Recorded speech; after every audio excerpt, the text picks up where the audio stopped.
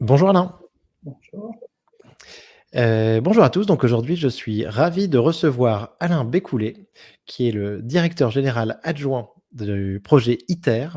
Alain est aussi donc, directeur scientifique d'ITER, membre de l'Académie des technologies, physicien de formation. ITER, donc voulant dire International Thermonuclear Experimental Reactor.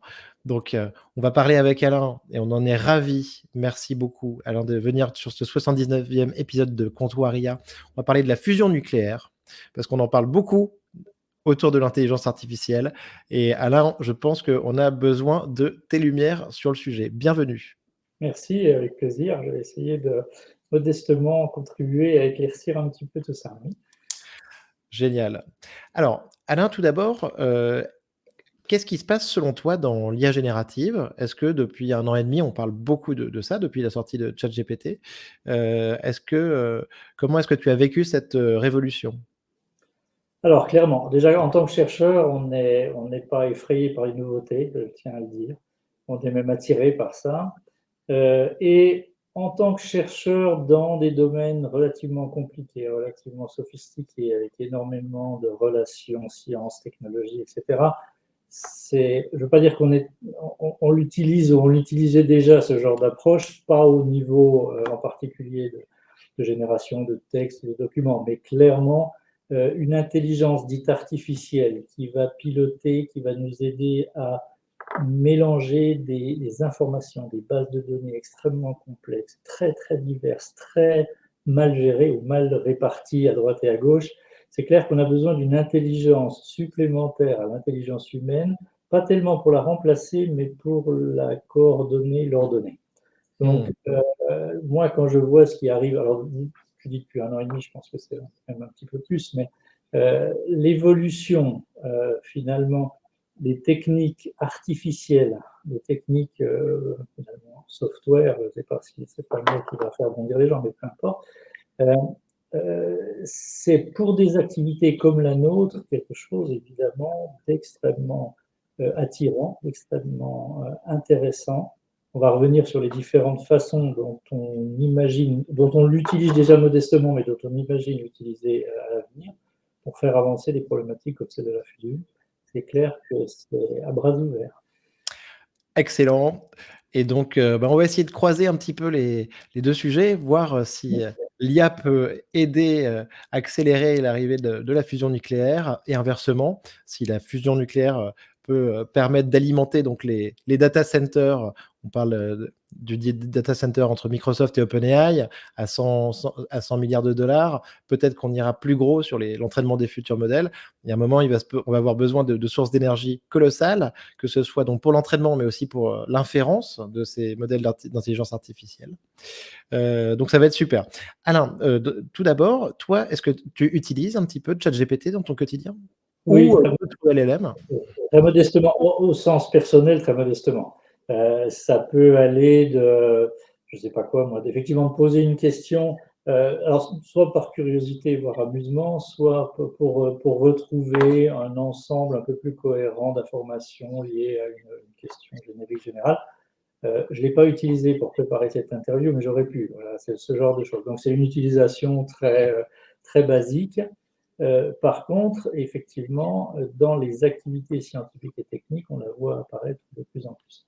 Alors, Mmh. je ne vous cache pas que l'IA générative dans la science, elle a un petit peu une réputation un peu sulfureuse parce que il ne faudrait pas traverser la frontière d'écrire des papiers scientifiques uniquement grâce à ChatGPT. Ça peut arriver. J'ai une expérience également amusante d'avoir interviewé. On fait beaucoup d'interviews de recrutement sur ITER, ça se fait toujours à distance, c'est la règle, puisqu'on recrute dans le monde entier, donc tout le monde est sur le même pied d'égalité, les interviews se font en visio.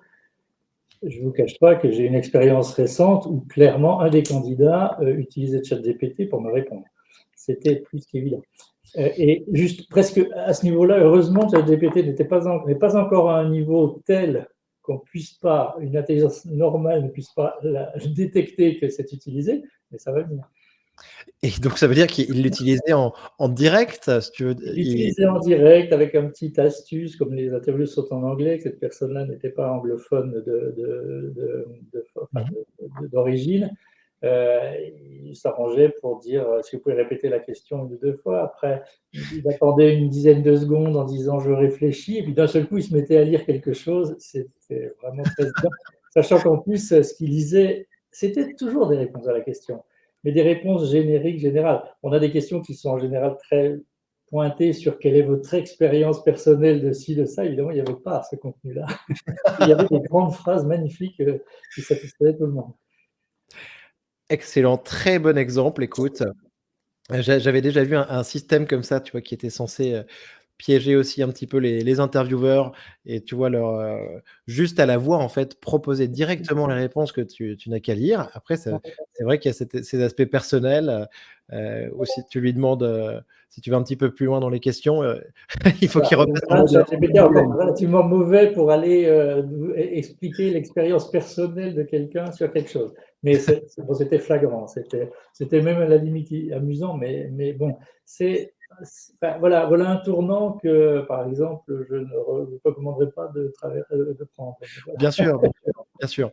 Et je pensais justement à ça tout à l'heure, il y avait eu un modèle qui était sorti avant ChatGPT, c'est Galactica, donc qui était sur lequel Meta avait travaillé sur les papiers scientifiques en particulier, et celui-là, ben, finalement, il avait été très critiqué.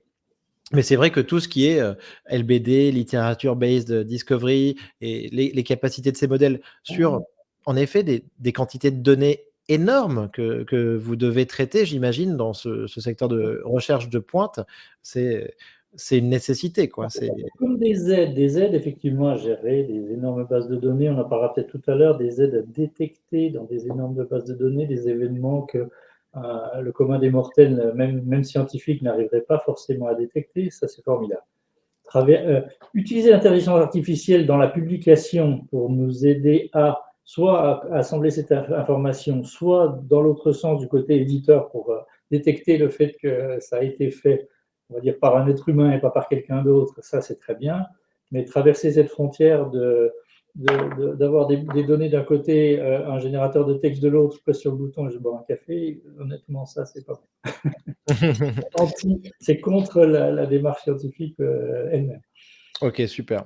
Merci beaucoup, Alain. Est-ce que tu peux nous présenter un petit peu ITER, Alain? Donc, cet acronyme, hein, et projet, passionnant qui signifie, chemin en latin. Est-ce que tu peux nous en dire un peu plus, sur ITER, et cette organisation? Voilà. Alors effectivement, officiellement aujourd'hui, ITER n'est traduit que par The Way, le chemin, parce que cet acronyme de thermonucléaire expérimental réacteur a posé quelques problèmes parmi nos membres il y a enfin, il y a longtemps. Mais, ça veut quand même bien toujours dire ça. De quoi on parle? On parle d'assembler en un seul lieu l'ensemble de toutes les connaissances accumulées depuis bientôt 70 ans, soyons clairs sur les échelles de temps, par la communauté scientifique et technologique planétaire. C'est toujours depuis le début a été et c'est toujours une recherche internationale complètement ouverte et coopérative. Donc d'assembler tous les éléments scientifiques et techniques en un seul lieu pour démontrer qu'aujourd'hui, avec tous ces efforts qu'on a fait depuis plusieurs décennies, on sait euh, déclencher puis maintenir des réactions de fusion thermonucléaire, on va revenir sur le terme, sur Terre. Les réactions de fusion thermonucléaire sont des réactions nucléaires, mais à l'opposé des réactions de fission qui consistent à casser des gros noyaux, l'uranium, plutonium, etc. Les réactions de fusion thermonucléaire sont celles qui consistent à récupérer de l'énergie en collant, en fusionnant des petits noyaux, essentiellement des noyaux d'hydrogène et autres, ceux du début de la classification périodique, et c'est-à-dire de façon très abusive mais très illustrative, essayer de déclencher et de maintenir et de fabriquer et d'exploiter un petit morceau de soleil ou d'étoile sur Terre. Voilà. De mettre ça dans une boîte et évidemment de récupérer l'énergie que ce petit morceau de soleil ou d'étoile peut générer pour toute application possible et imaginable. On pense à l'électricité au départ, puisque ce sont des sources finalement de chaleur. Donc après, on sait transformer la chaleur en vapeur d'eau, et puis on fait tourner une turbine et on fait de l'électricité. Mais cette chaleur peut être utilisée aussi de façon primaire, très différemment, pour fabriquer du carburant d'hydrogène, pour fabriquer parfois de l'ammoniac, des composés, enfin voilà, pour utiliser. Donc, l'application elle-même n'est pas forcément on va dire l'important. Toute cette partie aval, elle sera classique. Ce qui n'est pas classique du tout, c'est qu'au cœur de cette centrale thermique, au lieu d'avoir du charbon, du gaz ou de la fission nucléaire, on aura de la fusion thermique. Mmh. Et donc, Alain, une toute petite précision, donc fusion, fission, est-ce que tu peux nous expliquer ça, simplement? Donc, très, très simplement, ce que j'ai dit, ce sont les deux processus nucléaires, les deux processus dont on peut tirer de l'énergie à partir des noyaux des atomes. Hein. Donc, soit casser des gros noyaux, puisque ces gros noyaux, quand ils se sont constitués ensemble, finalement, ils ont une énergie de liaison.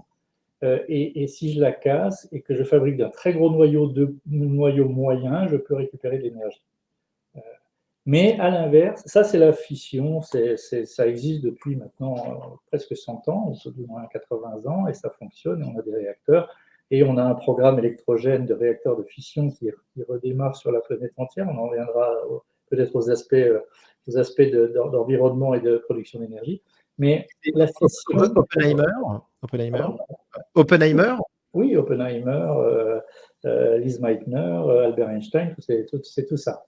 La fusion, on peut aussi, il y a un autre moyen de récupérer de l'énergie, c'est que les tout petits noyaux, si je les mets ensemble, le noyau que je constitue, il a lui-même une énergie de liaison plus faible, et donc en fait, je peux aussi récupérer de l'énergie. C'est ce qui se passe dans toutes les étoiles, et c'est ce qui vous explique depuis que le monde est monde, ou tout du moins depuis que l'univers est l'univers, que à partir de rien, à partir de ces éléments constitutifs tout petits, on a su créer tous les autres noyaux.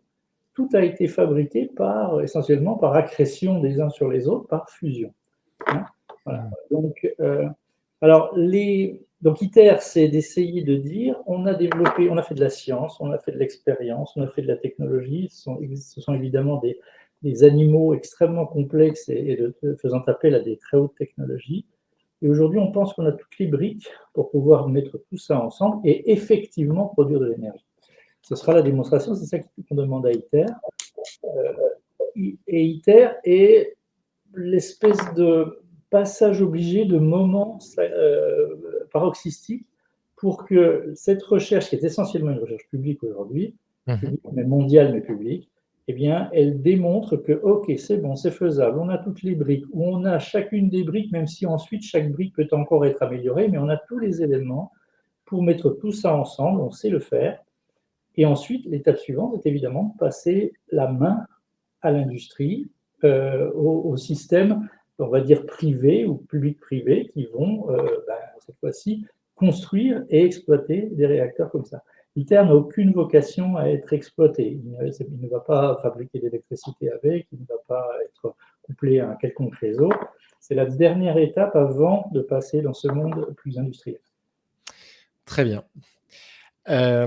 Et donc, OK, c'est donc super. Et par rapport à ça, donc si on va, un petit peu plus loin, enfin aujourd'hui, selon toi, en fait, quel est le calendrier un petit peu de la fusion, si tu en as un? Sachant qu'à la base, voilà, pour être vraiment sur notre sujet, moi je voulais te parler de fusion parce que une des personnes qui en a parlé le plus, c'est, Sam Altman, donc le, fondateur et CEO aujourd'hui d'OpenAI, qui est aussi investisseur, qui est un investisseur très important, on parle en centaines de millions de dollars, dans un projet américain, une start-up qui s'appelle Hélion. Et Hélion qui parlait donc d'un réacteur de fusion nucléaire, qui serait opérationnel en 2028. Et Sam Altman donc, nous dit que, le coût de l'intelligence et le coût de l'énergie vont tendre vers 0 à terme, et en effet, quand on voit ce que cet entraînement de l'intelligence artificielle requiert en data center et donc en watts, on se dit qu'on a besoin de nouvelles sources d'énergie pour pouvoir aller plus loin. Et est-ce Est-ce que tu penses que 2028, là, c'est quelque chose de réaliste ou toi, quelle est ton échelle de temps? Alors, c'est une question à tellement de tiroirs qu'on sera là encore après-demain, mais on va essayer de, on va essayer de le Excuse-moi faire alors, sur la merci table. beaucoup. Premièrement, effectivement, les recherches en fusion, qu'elles soient autour d'ITER, qui est une configuration particulière, une façon particulière de faire, on verra plus tard qu'Hélion peut avoir une façon un peu alternative, les recherches en fusion ont été motivées à la base, faut pas se leurrer sur des questions purement scientifiques, et très rapidement, il y a une promesse de possibilité d'exploiter ça pour fabriquer de l'énergie et donc transformer de l'énergie pour être plus physicien et puis l'utiliser. Donc, évidemment, ça fait maintenant plusieurs décennies qu'on cherche de cette façon, on est orienté. Je vous ai parlé d'une communauté scientifique qui s'est mise à travailler là-dessus il y a bientôt 70 ans. 70 ans plus tard, on en est à construire la machine ITER. Si je peux donner quelques échelles de temps, cette fameuse démonstration de faisabilité par ITER qu'on a toutes les briques, on l'attend encore dans une dizaine d'années. Donc, le temps de construire, de commissionner, etc. Ensuite, vous avez, si je continue dans la logique d'ITER, vous avez la démonstration de faisabilité, vous avez entre-temps, évidemment, on ne se tourne pas les pouces, amélioré les différentes briques, etc. Vous avez conçu les réacteurs, les premiers réacteurs. Imaginons que le lendemain matin à 8 heures, on peut commencer à construire le réacteur suivant, le premier réacteur, on va dire, industriel ou commercial. Il faut encore 10, 15, 20 ans pour le construire. Okay. Et donc, on se retrouve dans le milieu du siècle à voir le premier ou les tout premiers prototypes de fabrication d'énergie. Vous voulez impacter le mix énergétique mondial, je vous renverrai en particulier à des gens qui s'attachent beaucoup plus aux chiffres que moi sur ce sujet-là, genre Jean-Marc Jancovici, etc. Et vous vous retrouvez à avoir encore plusieurs décennies avant que le simple fait de vouloir en construire, en déployer, en fabriquer à droite et à gauche commence à impacter le mix énergétique mondial. Donc, les gens qui font de la prospective réaliste, je pense, aujourd'hui, comptent sur l'entrée en jeu, et vraiment avec un grand J, de la fusion dans les mix énergétiques mondiaux à la fin de ce siècle. Tout dernier quart, fin de ce siècle. Alors, comment on peut accélérer ça? La vraie question, elle est là. Parce que ça ne vous a pas échappé qu'on a un problème d'urgence, on a un problème climatique, on a un problème de besoin en énergie. On n'a que deux solutions. L'IA illustre, mais très honnêtement, ça n'est qu'une illustration de l'appel d'air énorme de la consommation d'énergie, de cette évidence comme quoi la croissance, le développement, le bien-être, le confort, tout ce que vous pouvez rêver est lié à une quantité d'énergie accessible par individu. En plus, la population augmente. Donc, cette demande ne fait qu'augmenter. Donc, comment on peut accélérer la route vers la fusion? C'est-à-dire comment on peut faire que ce soit plus rapide que ce que je viens de vous raconter. Alors déjà, je pense qu'il faut qu'on oublie tous le fait qu'il faut absolument s'arrêter de consommer du gaz, du pétrole et du charbon maintenant. Et ce n'est pas la fusion, c'est pas la peine d'attendre la fusion pour arrêter la catastrophe climatique qui est en cours. C'est pas cette échelle de temps-là. L'échelle de temps de la fusion, ce sont, si je vous l'ai dit, c'est la deuxième moitié, troisième quart de ce siècle, avec un portefeuille de solutions qui permet de rebondir, d'aller plus loin dans des solutions complètement sustainable. Bien sûr. Donc, comment accélérer avec l'entrée en jeu d'ITER, avec finalement cet enthousiasme de la communauté recherche mondiale sur le fait que c'est faisable, c'est accessible. Si on le fait, c'est qu'on pense que c'est faisable, ce n'est pas juste pour s'amuser. On a eu en même temps un déclenchement assez fort d'une communauté privée, alors investisseurs ou industriels ou les deux, disant mais oui, mais ok, donc c'est bon, faites votre démonstration, il n'y a pas de problème, mais nous on veut accélérer. Alors il y a beaucoup de pistes pour accélérer. On revenait sur Hélion. Hélion dit c'est pas peine de faire un tokamak, etc. Je vais juste prendre des plasmas, je vais les envoyer les uns dans les autres périodiquement, je vais fabriquer de l'énergie, et puis ça va formidable, ça va marcher. Il y a d'autres optiques. On vous avait entendu parler à la fin de l'année dernière, au milieu de l'année dernière, de ce qu'on appelle la fusion inertielle, c'est-à-dire que cette fois-ci, au lieu de faire ces grands milieux avec beaucoup de volume de plasma continu, on prend des microbilles de mélange et puis on les fait s'effondrer sur eux-mêmes avec des faisceaux laser qui tirent sur ces cibles. Il y a une micro-implosion, un déclenchement de fusion, et puis on répète ça 10 fois par seconde. Mmh. Toutes ces solutions-là, qu'on soit très clair, ont un niveau aujourd'hui de développement, un niveau de maturité technologique qui est très, très, très en dessous de ITER, ITER étant le navire amiral de la fusion magnétique classique par ce qu'on appelle les tokamaks. Donc, Excuse-moi Alain, juste sur les Tokawak, est-ce que tu peux nous en dire, nous expliquer un peu ce que alors, c'est? donc ITER est un tokamak. Tokamak, ça veut simplement dire que pour faire ce que je vous ai dit, pour faire ces réactions, on va créer un milieu extrêmement chaud, on parle de 150 millions de degrés, dans un volume, ITER, ce sera 800 mètres cubes quand même, donc c'est quelque chose de conséquent. Et que pour créer ce milieu dans ces conditions-là de température, eh bien, on a besoin de fabriquer, on a besoin que ce milieu chaud, qu'on appelle un plasma, soit confiné par des champs magnétiques et pas par une boîte, puisqu'il n'y a aucune boîte qui est capable de tenir un milieu à 150 millions de degrés. Donc, On crée une petite étoile, en fait. donc, on crée une petite étoile qui est confinée ou qui est emprisonnée dans un champ magnétique, dans une bouteille magnétique. Puis ensuite, cette bouteille magnétique, évidemment, elle a une bouteille matérielle autour. Il se trouve que la meilleure des bouteilles magnétiques, c'est un Thor, et qui est fabriqué par des aimants, etc., etc. C'est la fameuse filière Tokamak. Mais ce que je vous disais tout à l'heure, c'est qu'il y a d'autres solutions. Il y a même d'autres réactions de fusion exploitables, mais moins généreuse, si tant est que la fusion qu'on essaye de faire dans ITER, qui est une fusion entre les deux thérium et le tritium, qui sont les deux isotopes d'hydrogène, est généreuse, mais il y a d'autres solutions, proton-bohr, deutérium hélium 3, etc., qui peuvent donner lieu aussi à de la fusion, sachant que, je reprends l'exemple des lions, puisque vous l'avez cité, donc les lions n'ont ni un tokamak, ni une fusion deutérium-tritium, ce sont des espèces de boules de plasma qu'on envoie les unes dans les autres à très très haute vitesse. Ça crée les conditions de fusion.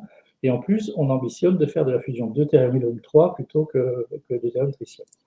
Donc tout ça, ce sont des pistes, mais je pense qu'il est excessivement important pour tous ceux qui nous écoutent de comprendre que ce sont des pistes, ce ne sont pas des solutions.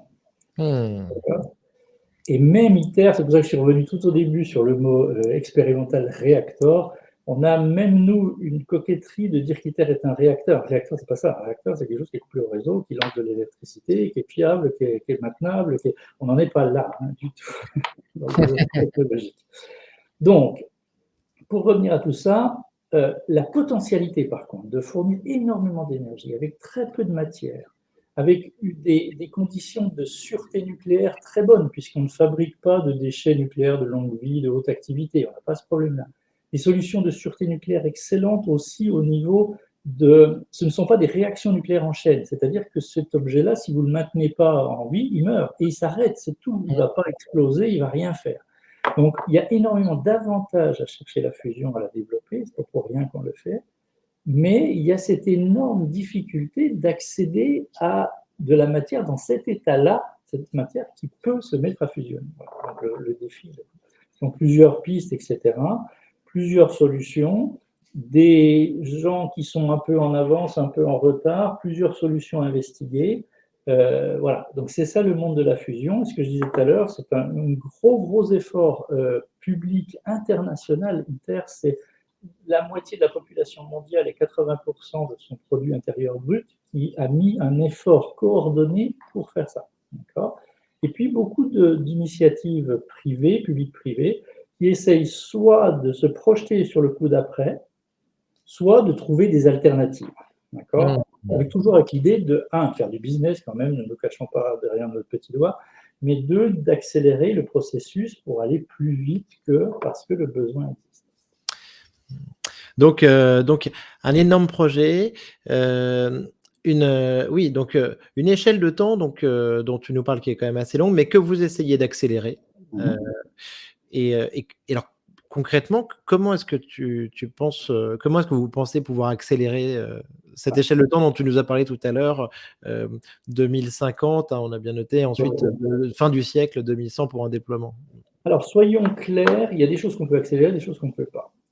Aujourd'hui, ITER, je vous dis, intègre un grand nombre de choses sur un effort coordonné. Franchement, si les membres partenaires d'ITER nous donnent un peu plus de moyens, un peu plus de gens, ça accélère un petit peu, mais ça ne va pas faire un changement majeur. On doit passer par cette étape-là. Donc là où c'est très important et où le rôle de tous ces nouveaux acteurs, d'une certaine façon, de la fusion est important, c'est que tout le monde essaye autour de ce navire amiral d'essayer d'amener tous les compléments pour que le coup d'après soit plus rapide ou que les coups d'après soient plus rapides. Parce que si on enfile toutes les perles les unes derrière les autres, c'est peut-être pas aussi intelligent que si on va un peu en parallèle.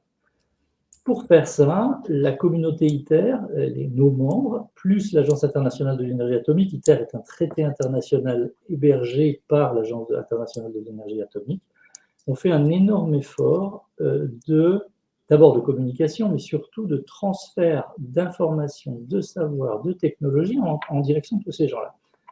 ITER est un projet public, c'est-à-dire qu'une de ses grandes missions, c'est de créer du savoir et évidemment de le propager, pas de le mettre dans un placard et de fermer à clé. Donc on propage et on propage vers qui? On propage vers tous ces gens-là qui veulent se servir, on transfère cette technologie vers le privé, vers l'industrie. Donc cet effort a démarré maintenant parce qu'il faut aussi, alors, et surtout, nous, on doit continuer à bosser et en même temps assurer cette transfert de technologie, c'est un peu compliqué aussi, mais clairement, il y a un mouvement très fort coordonné à la fois par ITER, parce que ITER est un espèce de centre du monde de ce qui se passe en fusion, c'est de facto, c'est pas pour le revendiquer, mais on est un endroit extrêmement utile, extrêmement important pour tous ces gens-là pour trouver cette information. Et puis, au niveau de l'Agence internationale de l'énergie atomique, est en train de créer un mouvement international fort au niveau gouvernemental pour ce ne sera pas une feuille de route, ce sera un document stratégique, ce sera une stratégie d'accélération de la fusion en tenant compte de tous ces éléments, de tous les facteurs, de toutes les possibilités. Mais il faut que vous rendiez compte de l'ampleur de la chose. Donc ça ne peut pas être fait par une start-up, ça ne peut pas être fait par ITER lui-même, c'est fait par un mouvement collectif. Et quand on parle d'accélérer la fusion, la première chose qu'il faut comprendre dans ce mouvement-là, c'est simplement que tous ces gens-là apportent énormément de cerveau et de bras à la fusion. La fusion est finalement une petite communauté internationale de recherche, beaucoup, beaucoup plus petite que la physique des particules, que l'astrophysique, etc. Et donc, accélérer un processus comme ça, c'est déjà mettre des bras et des cerveaux. Oui. Et le secteur public, le secteur privé aujourd'hui, pardon, est un acteur qui est en train de se révéler clé pour ça. C'est fondamental. Peut-être qu'on verra la même chose. Rien pour ça, c'est extrêmement important. Avec SpaceX, Elon Musk et la NASA sur les lanceurs. C'est un peu la même idée. Il y a quand même, faut raison garder. Quand, même en fission, mais aussi en espace, etc., quand des privés se lancent et font un SpaceX de ci ou de ça, ils surfent sur un savoir intégré, en l'occurrence celui de la NASA, public essentiellement, en tout cas pendant des décennies, mais qui avait assemblé quelque chose qui marche. Les lanceurs, ils existent, les fusées, elles sont parties, les gens ont atterri sur la Lune. Et on peut construire à partir de choses qui sont concrètes et les améliorer. Dans le cas de la fusion, c'est un tout petit peu compliqué parce que, en gros, ITER n'a pas fini. ITER n'a pas encore délivré une solution intégrée, complète, prouvée, avec tous les savoirs, tout ce qu'il fallait faire et surtout ce qu'il ne fallait pas faire, etc. C'est en cours d'élaboration.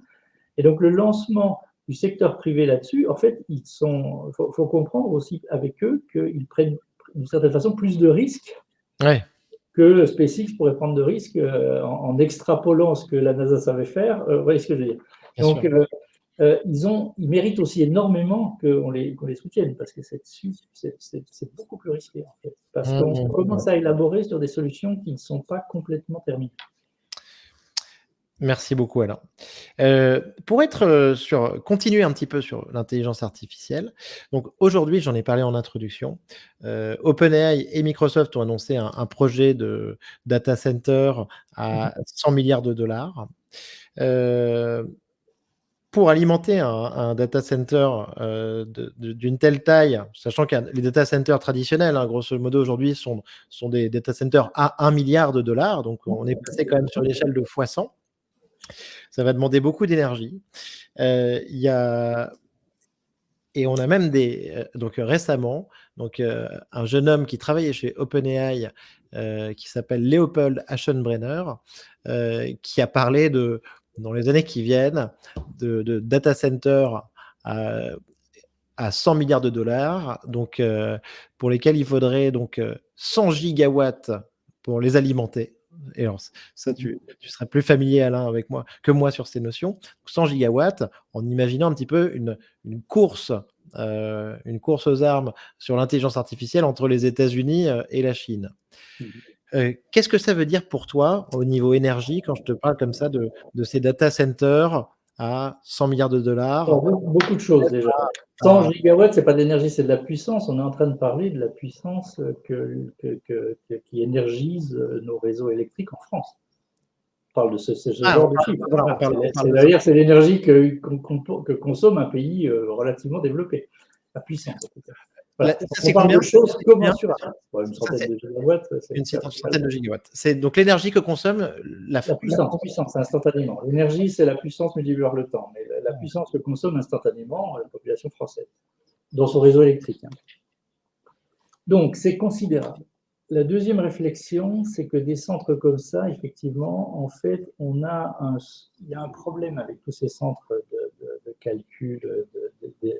C'est le fait que plus ils sont gros, plus ils consomment. Et en fait, ils consomment énormément, surtout pour se refroidir. Mmh. Ce sont des magnifiques transformateurs d'énergie en chaleur. C'est pas super malin, mais en fait, de facto, tous ces composants électroniques, ils chauffent et en fait, il faut beaucoup évacuer. Donc, un des gros problèmes des centres de calcul, en tout cas aujourd'hui, il faudra trouver des solutions, c'est non seulement des alimenter en énergie, mais surtout d'arriver à comprendre comment on évacue la chaleur qui est créée par ces systèmes. Et c'est ça qui consomme beaucoup de systèmes de refroidissement, de conditionnement d'air, etc., etc. Donc ça, c'est une autre réflexion. Maintenant, effectivement, si vous commencez à avoir des centres qui vont demander 10, 100 gigawatts de puissance, il faut, je vais presque être content. Ça justifie le fait que 3 éoliennes et deux panneaux solaires ne vont pas y suffire. Hein. Donc, ce sont effectivement des unités de production massive centralisée d'énergie.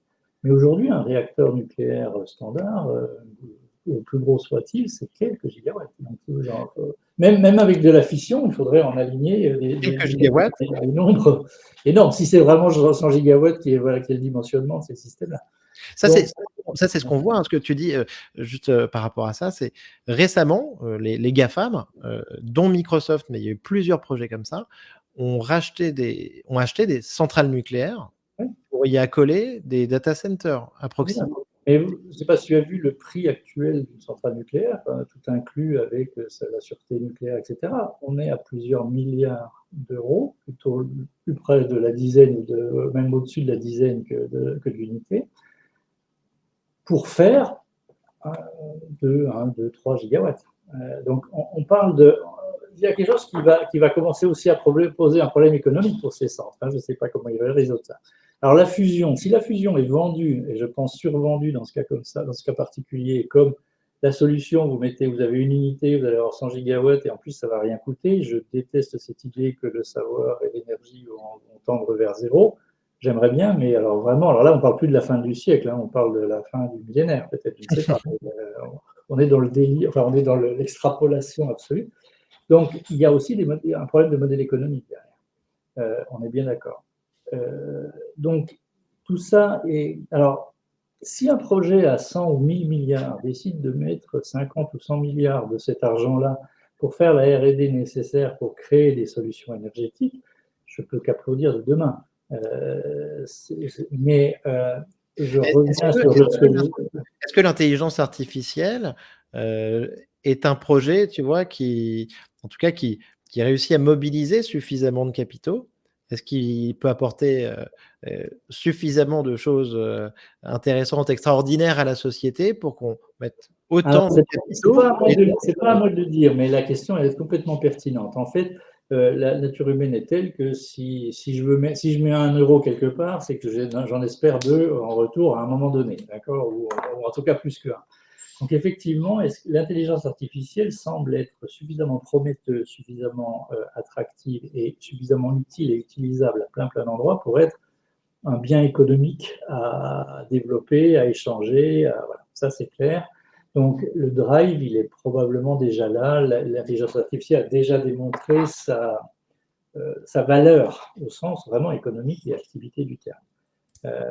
Donc oui, après, est-ce qu'on doit aller dans ce gigantisme-là? Ça se justifie aussi, hein. Les investisseurs ne sont pas idiots, donc il faut aussi arriver à essayer de dimensionner la taille du retour par rapport à la taille de l'investissement. Mmh. Ça, Me c'est me évident. merci beaucoup Alain, donc pour ton retour là sur ces projets donc où on parle de gigawatts, Mmh. voire de 100 gigawatts et ces data centers, donc à plusieurs milliards de dollars. Hem, une question aussi peut-être sur, la régulation de l'intelligence artificielle. Je rebondis par rapport à ce que tu viens de me dire. Je ne savais pas que tu as dit que ITER dépendait de l'AIEA, donc Oui, l'agence, heu, internationale de l'énergie atomique. Enfin, l'énergie. dépend, le traité ITER a été signé sous les auspices de l'AIEA. Très bien. Et bah, ça, c'est très intéressant parce que donc sur l'intelligence artificielle, bah, alors, au niveau européen, on a beaucoup avancé sur la régulation, donc avec les Act, peut-être un peu trop vite par rapport à ce qu'on produit aujourd'hui. Mais donc la question se pose, est-ce que tu vois, la régulation, est-ce que cette intelligence artificielle doit être aux mains de sociétés privées? Et aussi après la régulation, est-ce qu'elle doit être étatique, souveraine? Et de temps en temps, certains acteurs nous disent que être sur le modèle justement de cette AIEA pour l'intelligence artificielle, ça pourrait être quelque chose d'intéressant. Tu...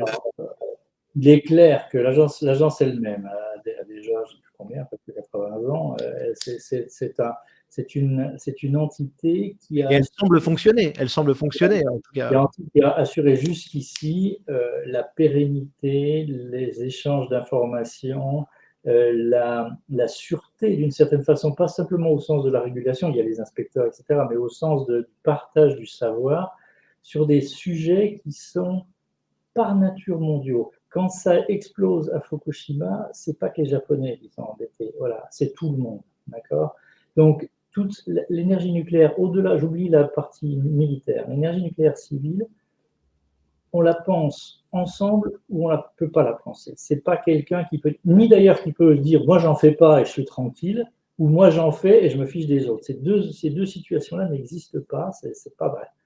Donc, sur le modèle d'agence de régulation comme ça et d'agence d'échange, euh, pour moi, c'est un des meilleurs exemples c'est une émanation de l'ONU, hein, cette fois-ci l'AIEA, c'est un des meilleurs exemples de ce que les Nations Unies peuvent faire ensemble. Faire ça au niveau d'éléments tels que l'intelligence artificielle qui effectivement vont par essence avoir de facto et ont déjà des impacts planétaires et pas juste Ils sont complètement à vue transfrontaliers. ou dans mon ordinateur à moi, Mmh. c'est évident que c'est pas une mauvaise idée. Euh, Je pense écoute, moi, je pense que c'est des pistes quand même très intéressantes, parce que, on peut réguler tout ce qu'on veut, tu vois? Mais n'importe quel modèle open source peut être utilisé, tu vois? Au Japon, par exemple, qui a un cadre assez souple au niveau de la régulation, en tout cas sur l'IA aujourd'hui, et c'est ce qu'ils ont fait savoir. Et mais c'est vrai bon, que on est au même niveau, la recherche médicale peut-être aussi, on peut l'imaginer, enfin, toutes les comités d'éthique, etc. C'est tout ce genre de choses. Dès qu'on touche finalement à l'humain globalement, c'est vrai que c'est pas mal de se poser la question. OK, super. Merci beaucoup Alain. J'avais une petite question à te poser un petit peu sur, moi un sujet dont j'entends parler, mais je suis pas spécialiste. Heu, Tu vas nous dire aussi si ça touche un petit peu à la science-fiction, c'est l'échelle de Kardashev. Hem Et donc cette échelle, grosso modo, c'est mesurer, les civilisations, le développement des civilisations La en fonction de consommation. leur niveau, d'énergie, c'est ça? Ouais. Alors, donc là aussi, ça dépend jusqu'où on la pousse, l'échelle de Kardashev.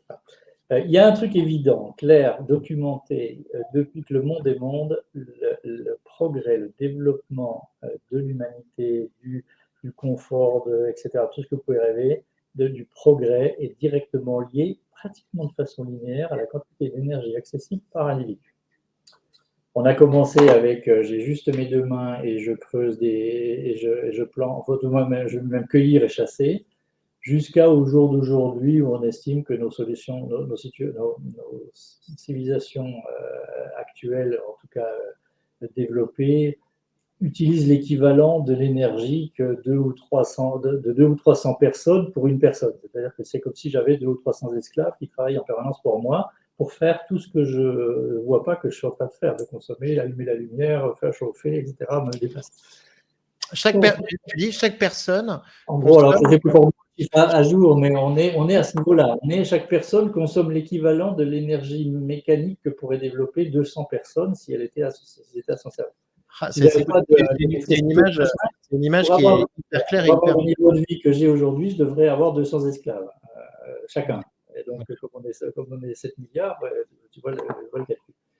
Donc, limiter ça, aujourd'hui, ça consiste à deux choses. Ça consiste à ce que toi et moi, on repasse à une ère où on n'a plus du tout ce genre de confort.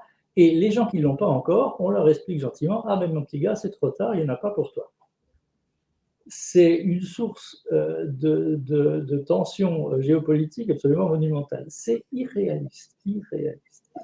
Donc, ce qui est réaliste, c'est de voir comment, d'une part, on est d'accord, limiter la consommation, limiter le gaspillage, isoler les maisons, etc. Tout ça est parfait.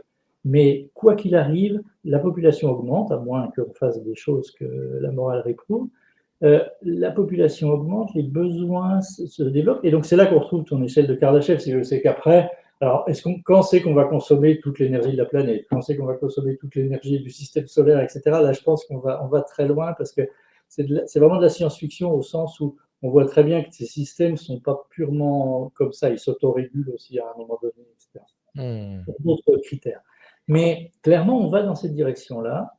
Alors, moi, je fais partie des gens, je suis désolé, j'assume mes convictions, qui pensent que la technologie et la science peuvent continuer, doivent continuer dans cette direction-là, mais très, très évidemment au jour d'aujourd'hui, mais pas probablement, avec des éléments extérieurs qui sont des valeurs qui n'étaient pas ajoutées au début de l'ère industrielle. Les événements de bien-être, les événements d'éthique, les événements d'environnement, de tout ce qu'on peut rêver, qui viennent. C'est pour ça que j'ai du mal à croire trop à l'échelle de Kardashev. Sont des éléments qui s'ajoutent. Donc les systèmes s'auto-contraignent à la fin, ou s'auto-régulent pour d'autres raisons. Et tant mieux, tant mieux. La course effrénée à la consommation d'énergie n'est pas une bonne solution, mais nier le fait qu'il va y avoir une demande croissante, ça, c'est pas bon. Ça, c'est faux. Donc, il faut y faire face et y répondre avec tout ce qu'il faut comme bonne solution. Je reviens sur les énergies renouvelables. Le nucléaire, y compris la fusion, n'ont aucune raison de s'opposer à d'autres solutions. Ces solutions-là, en fait, c'est un portefeuille de solutions sustainable, acceptable, utilisable, avec chacun d'ailleurs ses défauts, parce que personne est vert au point qu'il n'a aucun impact sur l'environnement, il ne faut pas la chanter celle-là. Et savoir comment on les combine, comment on les fait évoluer, comment peut-être au cours du temps on abandonnera certains au profit d'autres, etc. Et tout ça, ça se développe sur 2 siècles, sur 3 siècles, pas sur 5 ans. Ouais. J'utilise volontairement 5 ans parce que ça ressemble à un mandat électoral. Très bien. Et donc, pour rappel, échelle de Kardashev, civilisation de type 1, donc être capable d'utiliser toute la puissance disponible sur sa planète d'origine, la Terre. Type 2, être capable de collecter toute la puissance d'une étoile. Et donc là, on a les fameuses sphères de Dyson. Type 3, toute la puissance de la galaxie. Voilà. Bon, on n'en est pas là. Il y a même des Non. gens qui s'avançaient sur des dates dans cette échelle-là. Bien sûr, mais écoute, c'est toujours fascinant. Et donc, j'ai beaucoup aimé donc ta comparaison là sur la consommation énergétique rapportée donc au travail manuel de personnes.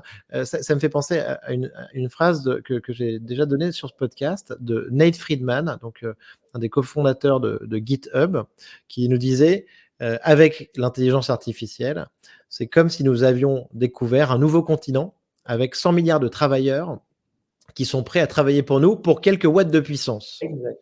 Voilà. Quelques gigawatts. D'accord. Tout à fait, quelques Non, gigawatts. oui, voilà. Donc, c'est pour ça que tu m'as dit. je donnais au début un welcome énorme à ça. Faut pas, je sais pas quoi, commencer à paniquer, commencer. Mais ça se dompte. Ce nouveau continent, on va trouver des animaux qu'il faut apprendre à domestiquer, on va dire. Ça se dompte. ça se j'aime pas le mot contrôle, mais ça se dompte. C'est-à-dire que, il faut pas se faire bouffer, mais en même temps, il faut pas en avoir peur et tous les tuer avant qu'ils soient nés. Ça n'a pas de sens non plus. Merci beaucoup Alain. La dernière question, est-ce que tu as un livre ou un film de science-fiction à nous recommander? Ah, alors, peut-être oui, alors en lien avec la science évidemment, en lien avec l'intelligence artificielle, moi je pense à 2 trucs. Il y a un bouquin qui m'a éclairé énormément et que j'invite tous les gens, les fanats d'énergie solaire et autres à lire. C'est un vieux livre de Pierre Boulle. Pierre Boulle, c'est celui qui a écrit La planète des singes. Ce livre s'appelle Miroitement. Mmh, Le OK. miroitement, c'est un mélange de scientifique et de politique. C'est quelqu'un qui se met, qui pense très en amont, hein, on ne parlait pas du tout de tout ça à ce moment-là, à imaginer que l'énergie solaire peut être la solution et commence à mettre des panneaux solaires partout, en l'occurrence couvre toute la Camargue de panneaux solaires, et le bouquin investigue toutes les catastrophes qui sont liées à ça, à cette super bonne idée au départ. Et ce qui fait, c'est une vraie dystopie, ça se termine très mal, mais voilà, ça c'est un bouquin, franchement, que je recommande, c'est un vieux, vieux bouquin. Ne lisez pas La planète des singes, lisez Miroitement, ça va vous intéresser. Super, super reco, merci Et beaucoup. le film, mais je suis aussi un vieux déjà, donc c'est pour ça, clairement 2001, l'Odyssée de l'espace, c'est quelque chose qui est un tournant aussi dans l'imaginaire, dans finalement ce monde qui peut être piloté en particulier ou contrôlé par une intelligence artificielle, par un système qui se met à vivre tout seul, à prendre ses décisions. C'est aussi une espèce de dystopie comme une autre, mais c'est intéressant parce que il y a vraiment, c'est assez balancé. Il y a mais évidemment, ça se termine pas super bien. Bien sûr. Mais voilà, donc c'est toujours, je pense que tous ces ouvrages-là sont là pas uniquement pour nous faire rêver, pour nous faire réfléchir. Sur 2001, Ouais. j'ai appris récemment donc, HAL, donc l'intelligence artificielle, hein, qui Mmh. refuse, d'ouvrir la porte, à notre astronaute, que le nom de HAL était tiré de IBM, en fait, que c'est les lettres qui suivent Ah! IBM, en fait, D'accord. qui H précèdent, tu vois? HI qui Voilà, précède. HI, Ouais, heu et je trouvais ouais, ça assez marrant. c'est Voilà. intéressant. Mais voilà, donc mais je vous dis, essentiellement, ce qui me fait répondre ça, c'est les événements, enfin les approches artistiques, les approches, intellectuelles qui consistent à éclairer la réflexion, Mmh. vis-à-vis du progrès. Mais le progrès est nécessaire. Par contre, il doit se faire en conscience. Voilà. Alain, merci beaucoup pour cet C'est pas éclairage, dont on a bien besoin sur, l'énergie, sur la fusion nucléaire. C'était passionnant. Je te remercie. Juste une petite pub parce que Avec plaisir. je vous recommande le documentaire d'Arte qui est sorti il n'y a pas très longtemps sur la fusion, qui dure une cinquantaine de minutes. Il est remarquable. Vous aurez en 50 minutes l'état actuel. Ce que je voulais raconter en beaucoup plus de détails, illustrer les jeux entre le public, le privé, les différentes configurations. Ce documentaire est remarquable. Génial. On mettra le lien, je mettrai le lien donc, du Il est documentaire. encore disponible en replay pour l'instant sur Arte, mais je pense qu'il est disponible sur Internet, je ne sais pas. Mais voilà. Super. Il est disponible sur Arte pour l'instant en replay et je vous le recommande chaudement. Merci beaucoup Alain. Au Moi, revoir. À bon bientôt. Ciao. après-midi, merci.